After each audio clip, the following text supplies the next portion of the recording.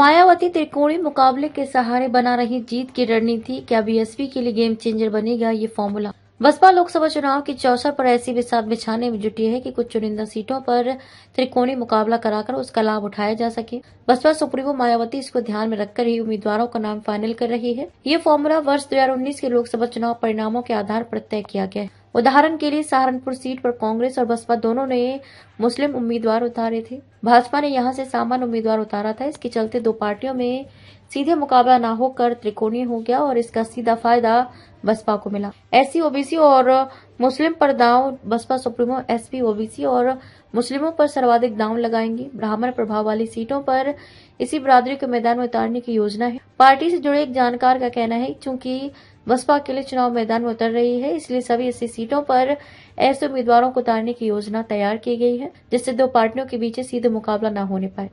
इसीलिए बसपा ने ऐसी रणनीति तैयार की है जिससे त्रिकोणीय मुकाबला हो। वोटों का बंटवारा होने की स्थिति में बसपा को फायदा मिलने का अधिक संभावना जताई जा रही है। कैडर को साधे रखने पर ध्यान। बसपा के साथ ही कैडर को वोट बैंक साधे रखने की भरसक कोशिश कर रही है। गांव-गांव जाकर कैडर वोट बैंक को ये समझाया जा रहा है कि बसपा के पावर में आने पर ही उनका भला हो सकता है। उन्हें यह भी समझाया जा रहा है कि इस बार बसपा बिना शर्त किसी को भी समर्थन नहीं देगी। मौका मिला तो वह सत्ता में भागीदार बनेगी जिससे ताकत मिलने पर कैडर के लोगों का भला किया जा सके। बसपा सुप्रीमो किसी भी हालत में पिछली बार से कम सीटों पर जीत नहीं चाहती है, इसीलिए उम्मीदवारी तय करते समय क्षेत्रीय प्रभाव वालों को अधिक महत्व दिया जा रहा है। पश्चिम यूपी की सूची पहले।